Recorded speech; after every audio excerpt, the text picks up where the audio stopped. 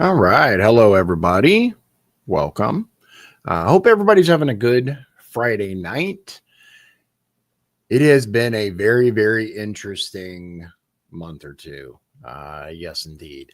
So, for those of you paying attention, we can all see that certain people are losing their minds about Doge and what they are doing. I got a whole bunch of stuff for you guys today, but I'm going to keep it light, keep it fun, because I find this personally vastly entertaining. Before we get to that, though, there are a couple things that I want to point out. Have you guys seen there was a speech that,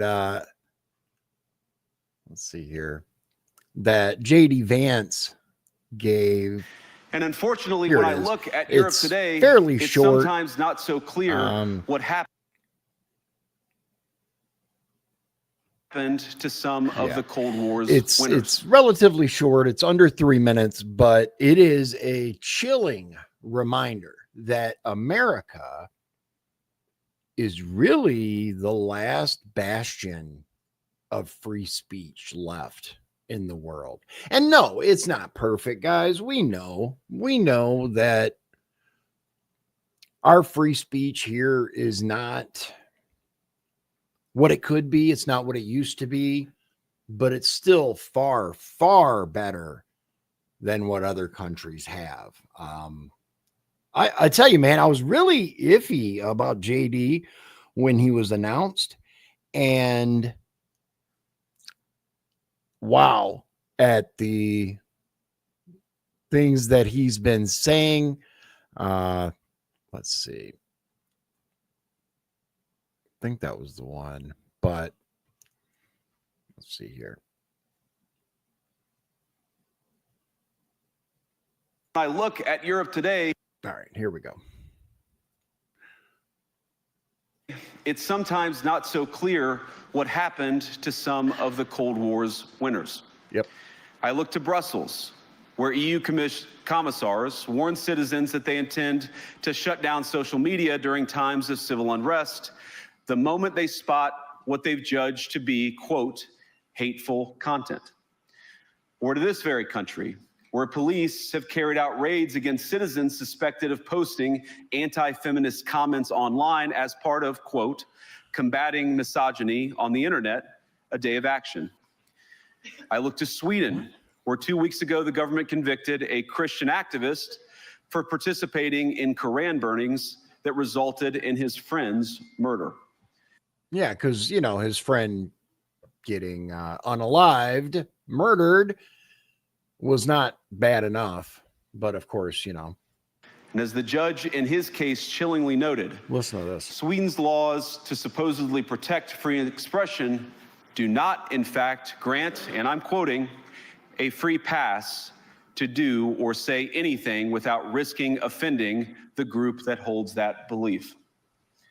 And perhaps most concerningly, I look to our very dear friends, the United Kingdom, where the backslide away from conscience rights has placed the basic liberties of religious Britons in particular in the crosshairs. A little over 2 years ago, the British government charged Adam Smith Connor, a 51-year-old physiotherapist and an Army veteran, with the heinous crime of standing 50 meters from an abortion clinic and silently praying for 3 minutes. Oh, yeah. Not obstructing anyone, not interacting with anyone, just silently praying on his own. And after British law enforcement spotted him and demanded to know what he was praying for, Adam replied simply, it was on behalf of the unborn son he and his former girlfriend had aborted years before. Now, the officers were not moved.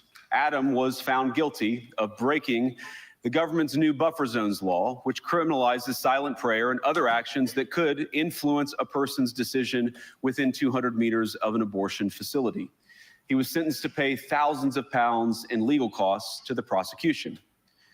Now, I wish I could say that this was a fluke, a one-off crazy example of a badly written law being enacted against a single person, but no. Nope. This last October, just a few months ago, the Scottish government began distributing letters to citizens whose houses lay within so-called safe access zones. This is wild. I knew about the stuff before. I did not know about this. Listen. Warning them that even private prayer within their own homes may amount to breaking the law. Naturally, the government urged readers to report any fellow citizens suspected guilty of thought crime. In Britain and across Europe, free speech, I fear, is in retreat. And yeah, they are telling people now that you could be in violation of the law by praying in your own home. And of course, as we saw, ladies and gentlemen, during 2020 and thereabouts, people are more than willing to report what they believe to be unlawful behavior. It never ceases to amaze me how quickly people will flock to authority, how quickly they will break down and just do whatever they're told. It's mind-blowing. It really, really is. All right. So I want to show you guys something because I think this is wild. Absolute insanity. All right. So check this out. And this touched me so much. I was like, what?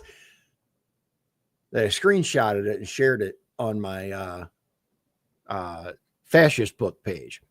So this is a guy named Farzad. Let's see here if I can get, there we go. It's at Farzyness, Farzad. So it says, I'm having an impossible time getting this chart out of my head. Doesn't this very strongly imply that the entire bureaucratic apparatus around our nation's capital is geared to serve one party? How else would you describe this? And if you look, right, it's 294,185 votes for Harris, 92.5%. Trump got 6.6%. Robert Kennedy by this time, 0.9%, right? It gets worse. Okay. Here's major metropolitan areas around DC, overwhelmingly, right? Now, check this out. Now also consider, this is Jack Farrington at Jack Farrington says, now also consider that criminal defense attorney searches have skyrocketed in the same geographic area. Farzad said, this one's even better. Look at this lawyer. Boom. It is, 93% is insane. And Rohan Patel says Virginia and Maryland have a huge percentage of the federal agency's employees. Demographics and politics are far different than DC, and the federal workforce is located all over the country. Farzad says still seems very partisan. And agreed, when you have the entire bureaucratic machine for one particular party, well, you're going to have issues. All right. Let's get into the Doge stuff and what we've uncovered, because this gets really, really interesting. George at Behezy Tweets says, breaking. Judge John McConnell, the crook who ordered the Trump administration to unfreeze Inflation Reduction Act funds, disclosed that he owns $250,000 stock in a company that received $75 million from the act, the Inflation Reduction Act, right? George says this is the most egregious conflict of interest ever. This judge should be impeached and kicked from overseeing any future cases related to this administration. People are like, what?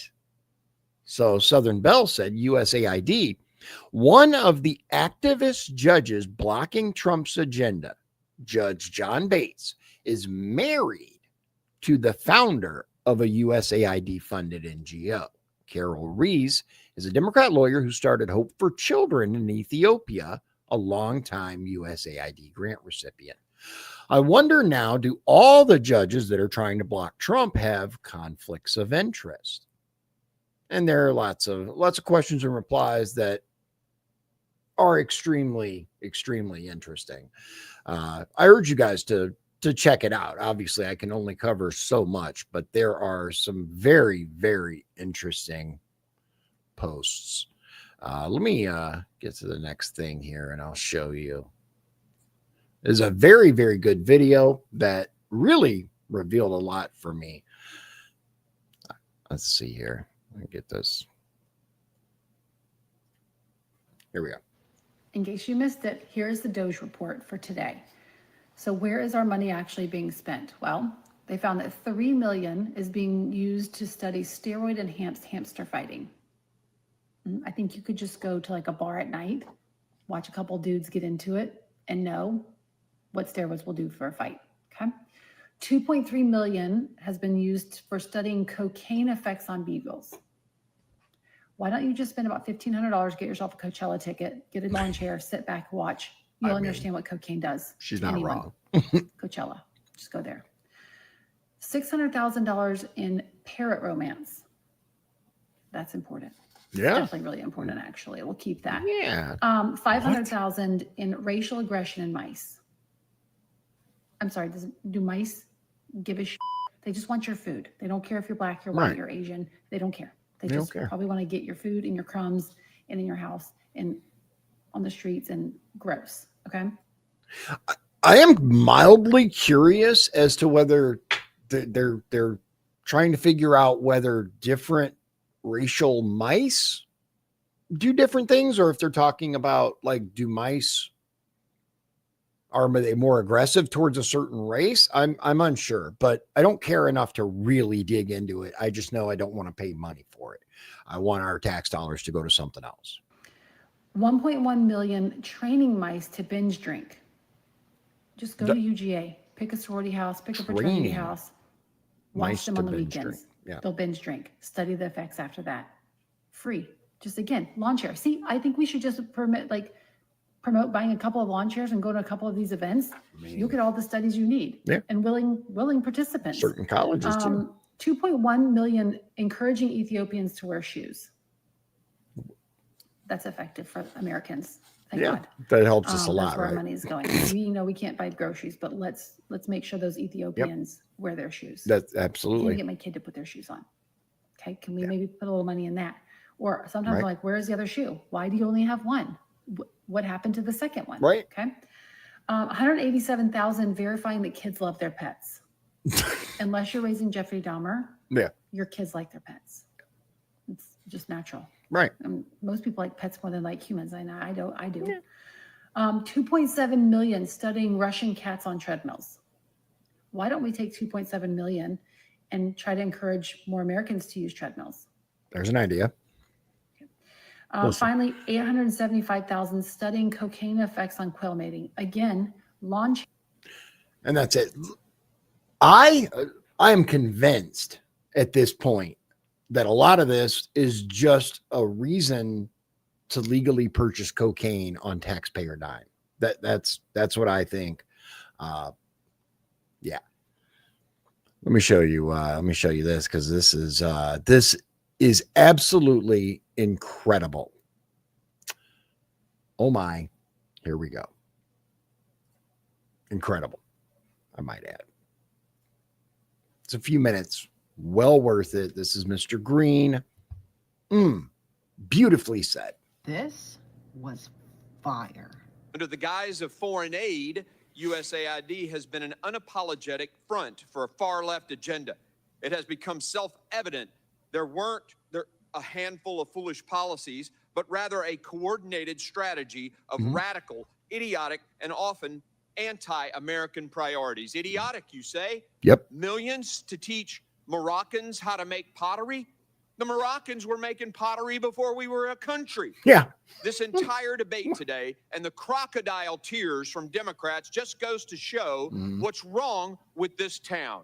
Not a single Democrat I've heard has expressed dismay at the many examples of crazy, wasteful spending.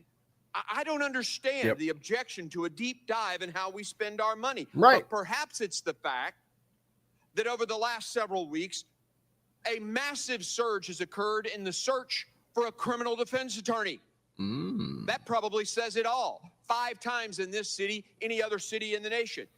I'd like to remind the committee that President Kennedy unilaterally created USID through an executive order in 1961. Yet the President Trump, orders a momentary pause after winning a mandate for reform, and Democrats cry, constitutional crisis. As long as you're spending other people's money, no one bats an eye. Oh. But the second you want to save taxpayer dollars, the swamp cries wolf, or in this case, unprecedented constitutional crisis. Yep. This breathless, fake outrage from the left is utterly insane.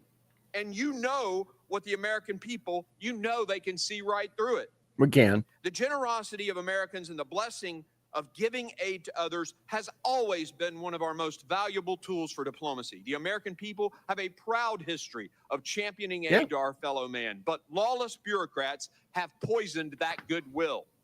Many USAID programs are wasteful and actively sabotage our diplomatic relationships by forcing woke ideology on our partners.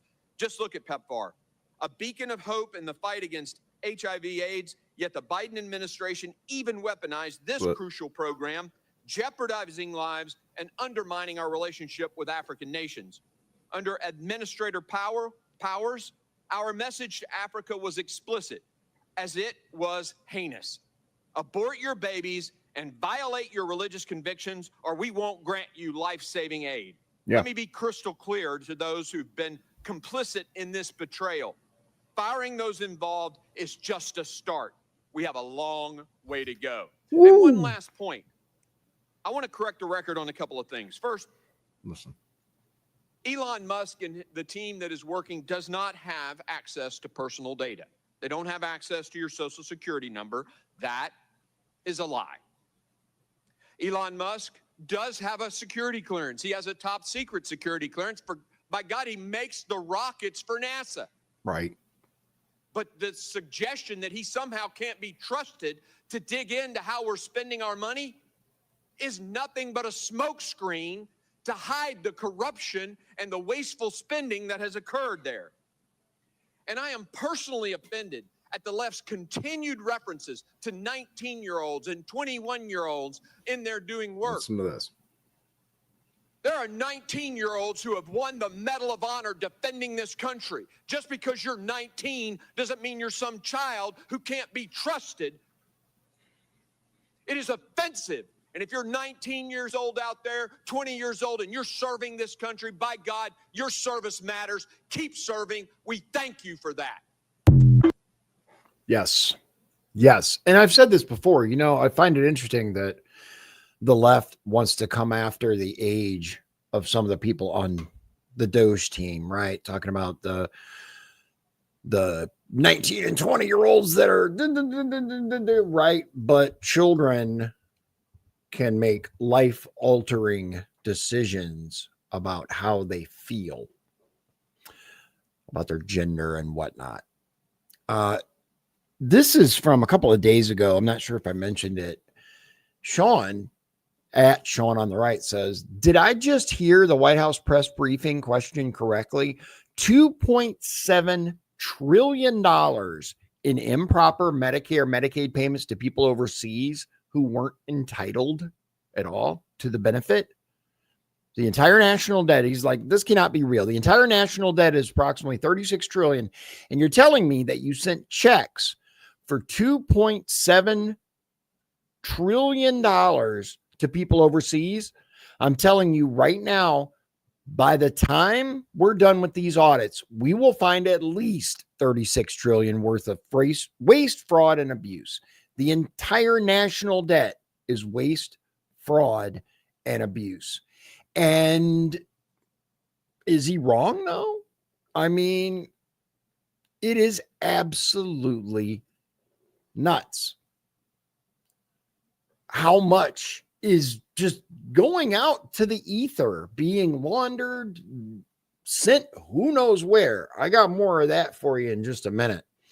But first, at Hammerjack90, so this goes back to the whole Hope for Children thing. It says, I checked the IRS website And Hope for Children hasn't filed since 2023.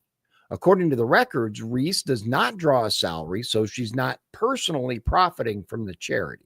It does, however, present a clear conflict of interest nonetheless. And it's talking about Hope for Children that's ran by the judge's wife, funded by USAID. And the claim, like they said, I'm not saying it's wrong because the NGO does good things in their opinion or whatever. But I do agree the judge has no business ruling on this case because that is a massive conflict of interest.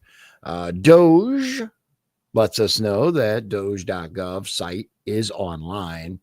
And before we get to that, U.S. Department of Education, USD.gov, tweeted, setting the record straight about IES and its contracts. IES was founded in 2002 to, quote, fund development and rigorous testing of new approaches for improving education outcomes for all students. They then say $14 billion and countless contracts later, our students are no better off. Lowest decile students perform worse in math now than at IES's inception.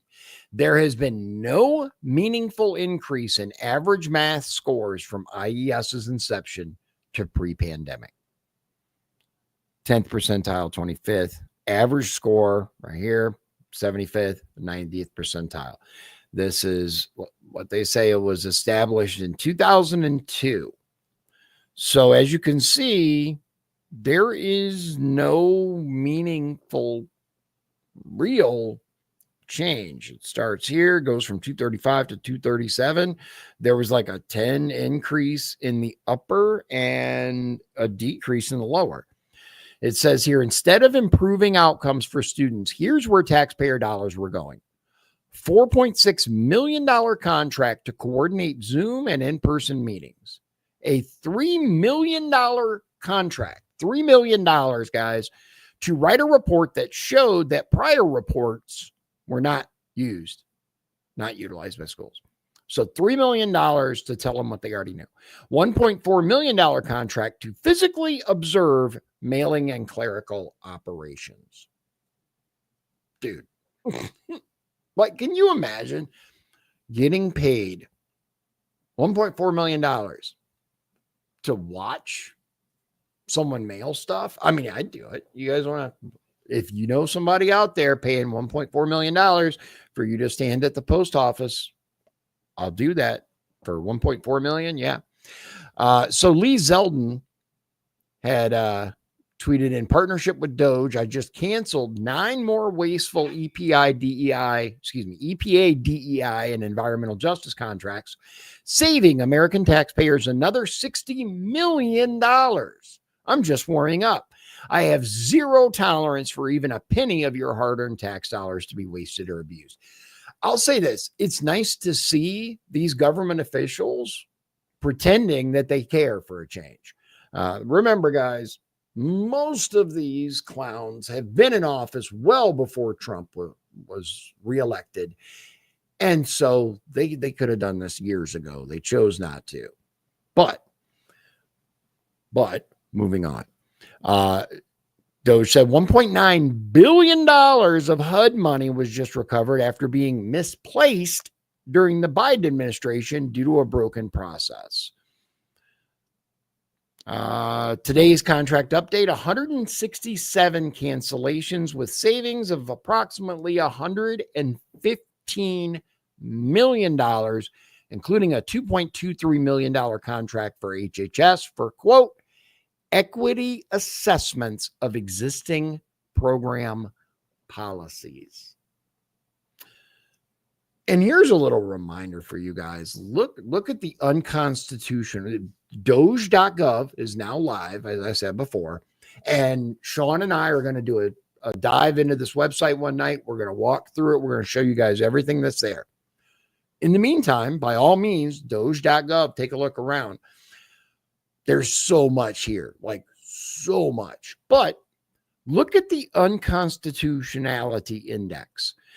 This is the number of agency rules created by unelected bureaucrats for each law passed by Congress in 2024. So just last year, 18.5 agency rules were created for each law.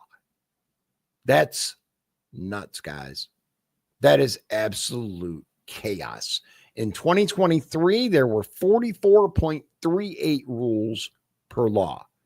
2024, 18.45, 2022, 12.83, etc. Code of Federal Regulations, 98.68 million total words, 215,000 total sections of regulation. And it goes deeper and deeper. Look at all this. This is our federal government. Look at it. Load more agencies. Look at all this crap. Unreal, guys. Unreal at the state of our federal government. I've said it for years that the federal government is just out of control. Absolutely out of control. Let's see here. There was one other thing. Oh, this is kind of cute. Here we go. All right. So Europeans beg JD Vance to become president of Europe. Babylon B. Let's see here. It says here that Asian women actually earn more than white men. A lot of women believe there's no hope for success because of sexism and misogyny. Let's see here. There is one other thing that I'm looking for. In the meantime, guys, I don't know if you guys have seen the volume of cuts that have occurred and the other interesting developments from all of this. But one thing I am super excited about is when all this comes to fruition, right? When it all comes through and we get to see the shocking scope of everything. Let's see here. There's one thing that I wanted to show you. So, Kash Patel has been advanced beyond the committee. We covered that hearing. He has not been confirmed by the full Senate, but they have the votes. Let's see here. And there's one other thing that caught my interest. Did you guys see that an aircraft carrier had an incident? Let's see. I think it was the Truman, right?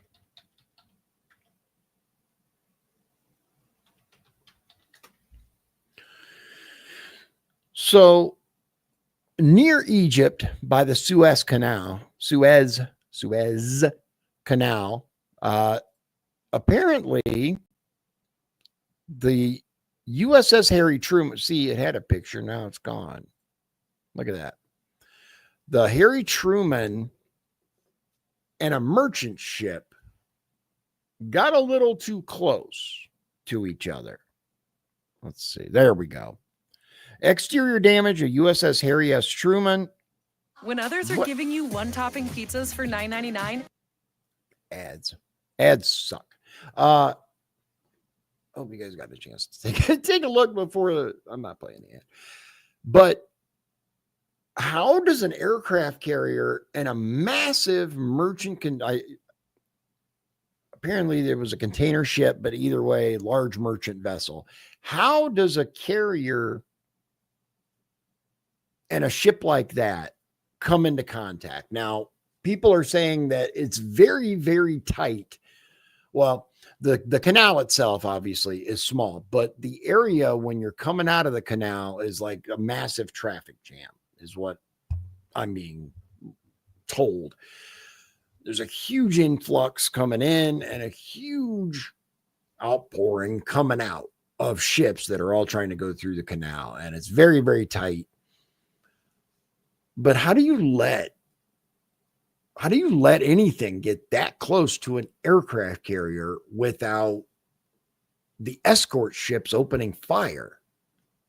Like, I don't know. All right. And maybe I'm wrong. It's happened once in the past. Kidding. But the aircraft carrier is the pinnacle of our Navy. It is the most important single ship to project power. And somehow, some way, we allow some dipshit to crash into it. Really? Like, it blows my mind, man. It really does. I'd be interested to see what all comes of that. If you guys have not heard about this story, I'm going to cover it very briefly. Let's dig in here. So it says here, a U.S. official confirmed the collision occurred while the carrier was off of Port Said, awaiting to enter the Suez Canal to transit back into the Red Sea. So they hadn't gone through the canal yet. The collision involved a rare collision. The collision involved a rare collision of two large vessels as the 100,000-ton aircraft carrier collided with the 53,000-ton merchant vessel Besiktas M, a Panamanian-flagged cargo ship. There are no reports of injuries, nor is there flooding aboard the carrier, which carries a crew of 5,000 sailors, and the incident is under investigation. Another U.S. official said the damage to the U.S. carrier is above the waterline. It's unclear what the impact will be on the carrier's operations. The Besiktas M was damaged, but not significantly, and is under its own propulsion. No injured among the ship's crew. The Truman is powered by 2 nuclear reactors, 4 propulsion systems. Sixth Fleet statement said the ship's propulsion plants were unaffected and said to be in safe and stable condition. Aircraft carrier net strike group had been operating in the Red Sea since mid-December as part of the mission to thwart Houthi militant attacks launched from Yemen at commercial vessels transiting the vital waterway. Well, the carrier had arrived at a naval base in Crete earlier in the week, a rare break for the strike group that has been in constant operations, though the pace had ebbed as Israel's ceasefire with Hamas took effect in mid-January. The Houthis have claimed their attacks on shipping were being carried out in support of Hamas. Just in case you guys hadn't heard about it. Again, how do you let an aircraft carrier and a ship as big as that, merchant ship, 53,000 tons, how do you let that happen? Like, who's in charge? I assume whoever's in charge of the carrier, and it blows my mind that this was allowed to happen. I genuinely don't understand it. Okay. Oh, here. This is the one I was looking for. All right. So let's get to this. Amazing. So this is a channel that I don't push quite as hard as Memology 101, which, as you guys know, is one of my favorites. But this is also a really good channel. It's called John Talks 2.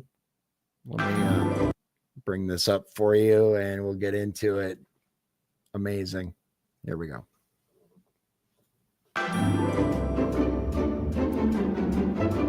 Hold on, I got to move me so you can read the headlines. It says, Doge's power expands as federal agencies start planning large-scale layoffs. Elon Musk wants to tear out entire federal agencies. It's like a weed. If you don't remove the roots, the weed will grow back. He's right. Doge starts purge of FEMA by firing top agents who put up illegal migrants in 5-star hotels. Elon Musk's Doge website goes live and promises receipts by tomorrow. Doge rips through education department, cutting contracts, staff, and grants. Acting NASA chief says Doge to review space agency spending as hundreds take buyout. Turn that down. So Democrats are fast losing the argument on Elon Musk's Doge revolution. Democrats rail against Musk in first Doge hearing.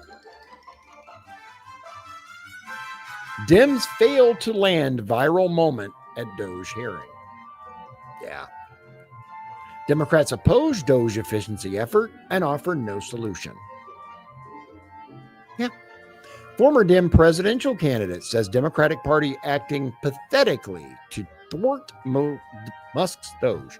Dean Phillips, Democrats pathetically fighting Doge steamroller. They're trying.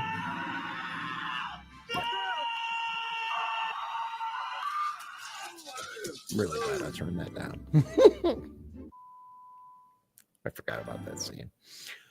So they are trying desperately to walk it back, to be like, no.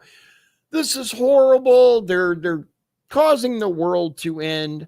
And Lee Zeldin claims that Biden's EPA hid $20 billion in a scheme to funnel it.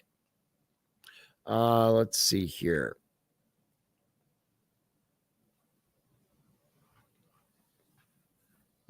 I lost the other one. It's fine. So there are some real shakeups coming at all levels of the government, including here at home. I think we're going to see some very interesting admissions and very interesting exposés coming up in the near future. I will tell you that there are some extremely concerning things happening here in LaPorte County. There are elected officials elected by the will of the people in a free and fair election that are trying to be run over by other elected officials who believe that they have the power over them.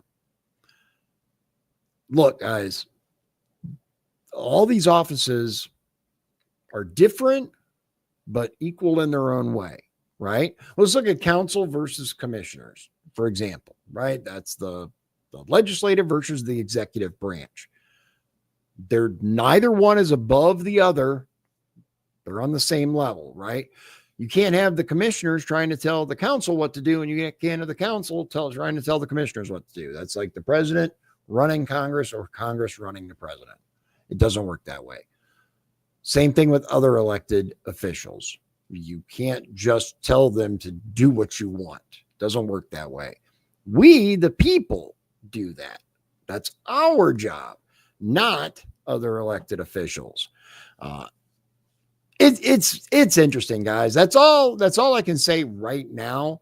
But there are some things in the works here in LaPorte County in order to really bring some justice. It's wild here, man. It really is. I'll say this, though.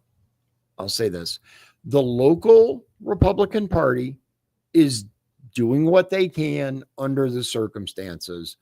And they are, as a matter of fact, guys, here in 2 weeks, we have the election for the new party leadership. And I think we're in good hands. I really do. Now, unless something major changes, I haven't heard of anyone else running for the chairmanship. If you know someone, by all means, let me know. Our current party chair is running for re-election, and I'm supporting him. I think he's done a phenomenal job. I think there's still work to be done. I'd like to see certain things. We don't agree on everything, but he has done a phenomenal job. Our chairman is Al Stevens, and I think he's kicked butt, man. I really do. There was a period at the beginning where I'm like, we'll see. But he really ran with it. And the party itself, in my opinion, is healthier than it's been in a very long time. I'm actually excited to go to the functions, and not just because I'm hanging out with, people that I consider friends now, but also because regular people from the public are showing up, right? That's the part that when I say regular people from the public, we're all regular people from the public, but no former connection to the party. They've never gone to this stuff before. They've never showed up to these kinds of functions because they, like I, believed that every single organization, even those down at the local level, were corrupt and destroyed. And many of them are. Don't get me wrong. Luckily, here in LaPorte County, we were able to get what I consider a real patriot in a position of leadership here. So, like I said, we don't agree on everything. If we did, that would be kind of weird. It'd be kind of strange. But overall, kicking butt and taking names. And if we can take that, right, and we build on it, we have that at a county level, we have it at the federal level, now we need it at the state level. We need to start really getting in there and just it's cutting the waste, cutting the fraud, and calling out these criminals, in many cases that have been elected through. It's not like if you spend a bunch of money, right, and you outspend your opponent, it's the nature of the game, right? But let's be honest, regular people like you and I can never hope to compete with the amount of money that these people have available. The corrupt, all of that. We can't match that. I mean, no way. So we have to do with what we can, right? We have to accept, but what is it? Accept the things we cannot change the things we can. It in the wisdom to know the difference. And that's the hardest part, is knowing the difference between things you can change and things you can't. I am actively working in ways that I know in order to affect the change that I want to see. One of the things that I want to see from us is an educated population. That's what I'm trying to do. Try to present information that I believe is important. And we absolutely should talk about national things because this stuff is going to affect us. It has already. Look at the inflation. Look at the prices of things. But we also need to talk about our local and state governments because there's a lot of room for improvement, a lot of work to be done. I did find something out today. So the bill there's a few bills that are being worked on. One of them, what was it about? I was talking to the county clerk today, and she told me that our Senator Mike Bohacek was working on a bill in order to bring it more in line with what the people want, right? Rather than what the politicians want. So I was happy to hear about that. I don't remember the exact details. I will get it for you and I'll report. But it was good news because we've seen way, way, way too much of people, especially elected officials, assuming that what they want is what everyone wants. And yes, we are a representative form of government. We are a constitutional representative republic, which means we elect people to go and make decisions on our behalf because direct democracy is bad. We know this. Mob rule is not anything that I want a part of.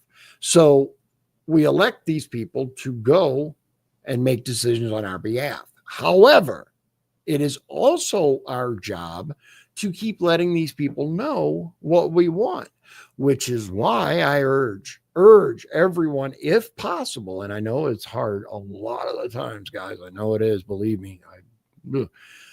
It's hard to find the time to attend the meetings. It's hard to find the time to at least watch the meetings on YouTube or whatever streaming platform you use.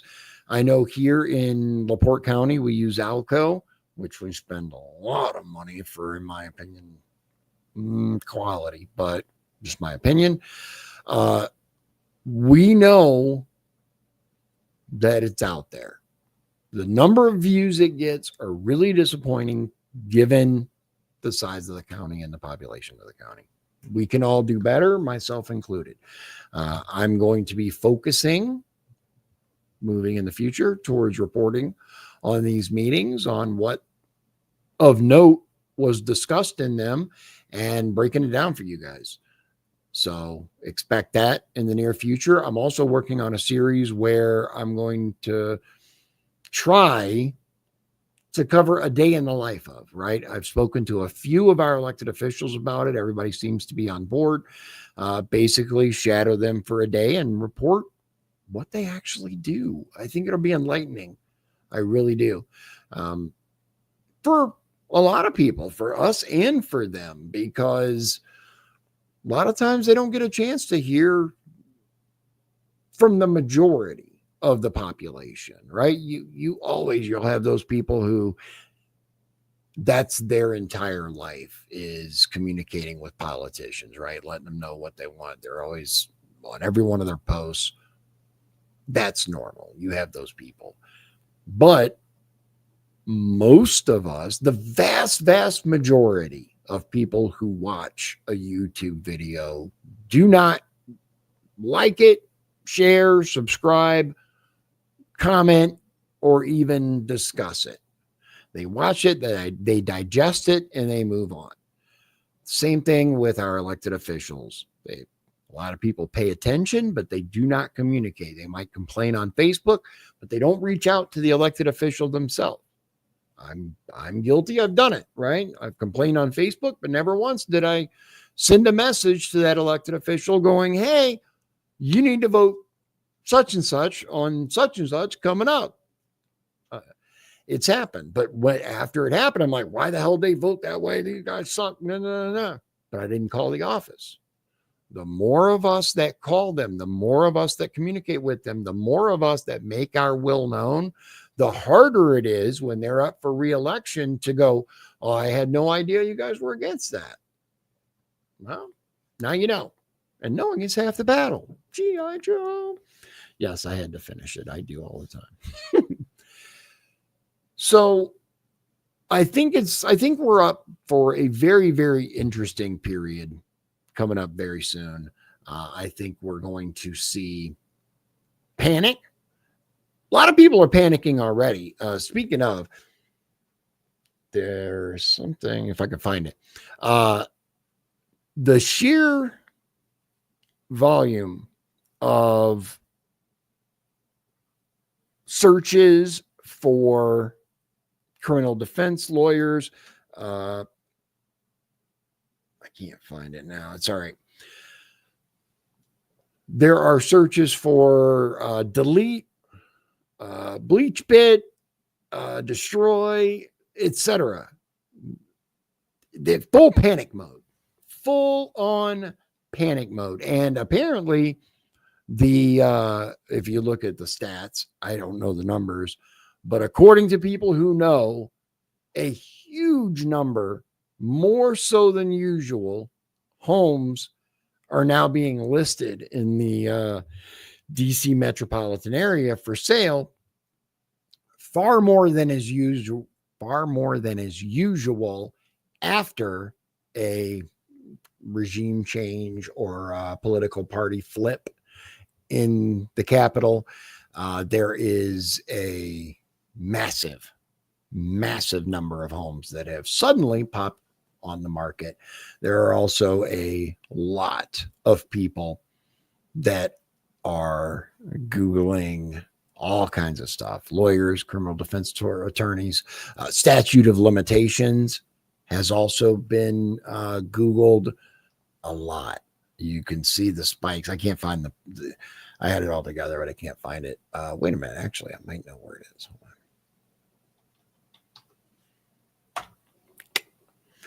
Uno momento, por favor. Please. Let's see here. Is it on my, let's see here.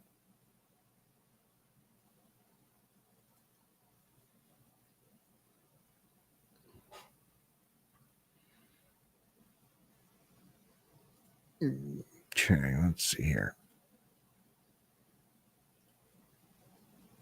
Oh, it's just the same one. Dang. All right, yeah, I can't find it right now. But if you guys look, it's out there, and it's charts showing the skyrocketing Google search terms that are just, and people are coming up with new ones all the time. They're coming up with other things to look at the search for, and there's panic. There's absolute panic. And what's if you didn't do anything wrong, there's no reason to worry. Now I will say this, as I'm fond of doing, I do try to play devil's advocate, right? And one thing that I will say is there are people that are making a big deal out of the temporary pause on all this aid going out, right? Are we in such a state that our country is literally saving lives with this money across the world? If so, I'd like to hear about it. Tell me what program we're directly funding via USAID that a pause of a few days is going to make the difference between life and death. Because all of the programs that are above board are going to continue. They're not actually stopping. They stopped everything temporarily so they can audit it. It's really hard to do an audit while money's coming in and going out, coming in and going out. I don't know where it is now, but there was some guy in another country whining and complaining because a $1 million payment wasn't made to his wife per the USAID. First of all, who are you? Why is the United States giving you $1 million of a $40 million contract? Blah, blah, blah, blah, blah. None of this has anything to do with saving lives. All of this feels to me like a way to siphon tax dollars from American citizens. But if there is a legitimate reason, if there are truly lives at stake, let me know. We'll talk about it. I love to learn about that kind of stuff. In the meantime, though, we're seeing what it can only be described as glaring corruption in this space, man, between USAID, HUD, right?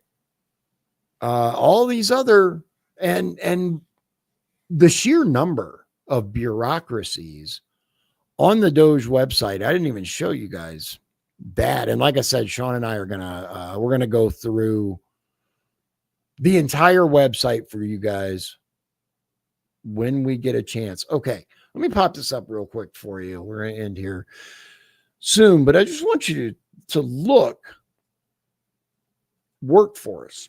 Meet the U.S. government. Trace your tax dollars through the bureaucracy. The executive branch alone, we talked about this the other night on the live stream briefly, but 2.2 million employees of the executive branch of our federal government. 2.25 million people with a total budget, wages, $211.3 billion in wages. The average employee has worked here 10 years, makes $93,828 a year. That must be nice, right? Average employee is 47 years old. Now, here's where it gets absolutely insane. I mean, it's already crazy, let's be honest. But look at this. Cabinet level agencies, 2 million people, 11,400 subordinate offices, $190 billion in wages, right? They haven't brought up, they haven't gotten to these yet, but I'm really excited about it. They haven't gotten to the other two branches. Right now, we're just looking at the executive branch, right? But look at this, cabinet level agencies, 35 cabinet level agencies, 43 large independent agencies, 63 medium independent agencies, and 119 small independent agencies. Look at all these. Arctic Research Commission, Denali Commission, John F. Kennedy Center for the Performing Arts, Japan United States Friendship Commission. Why do we need all of this? Look at this. Utah Reclamation, Mitigation, and Conservation Commission. 14 people, $1.3 million in wages for 14 people. And the average employee has worked here 12 years, making $93,000 a year. And the average employee is 54 years old. What? This is insane. Look at all of this. And it shows how many under here. Look at this. Administrative Conference of the United States, 15 under it. Finance and Operations, General Counsel, Research Director, the Assembly. This is what we've been saying for years. An entire bureaucracy built on bureaucracy in order to expand the bureaucracy. It's a self-sustaining thing now, which is why you have to cut the head off the snake. It's the only way. Let's face it, ladies and gentlemen, this is exactly what most Americans voted for the first term. Unfortunately, we saw what happened with that. We saw the level of obstruction, and they're already starting with the impeachment crap again. Al Smith, I think, or whatever his name is, from Georgia or Alabama or something, getting up there talking about, this requires a bottom-up thing. You people have to protest. You've got to complain because they're taking all our money. And that's really what it comes down to, ladies and gentlemen, is they're messing with the money. They're touching the money. So they're not going to stand for that. They're all going to get in line and make sure that stops. But the good news, we now have RFK Jr., Head of Health and Human Services. I don't know about you, but I am super excited for RFK, man. Like super excited because let's face it, the guy knows what he's talking about when it comes to all of America being unhealthy these days. We've gotten lazy, we've gotten fat, we've gotten complacent, and we're not going to do it on our own. And all other stuff aside, yes, there are those who eat healthy. There are those who, do what they're supposed to do.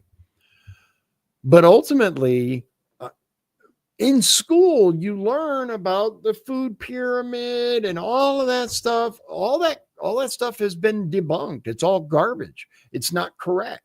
So it's going to take a major shakeup. It's going to take someone like RFK Jr. to get in there and actually clear the room, right? And to actually make it into what it needs to be, which is the foundation for health for our country. These are the people that are supposed to be telling us whether this is good or bad, whether this food is okay, whether these pharmaceuticals are safe. We know how that's working out. If you or anyone you know has, the late night lawyer commercials say it all. All of these drugs were approved by the FDA. Obviously, there's a problem somewhere. I'm excited about RFK Jr., man. I think he's exactly what the system needs. And between him and DJT, I think we're in for a wild ride. It's not going to be fun the whole time. I'm sure there's going to be some issues and hiccups along the way. And I'm here for it. So I hope you guys learned a little something today. I know I did.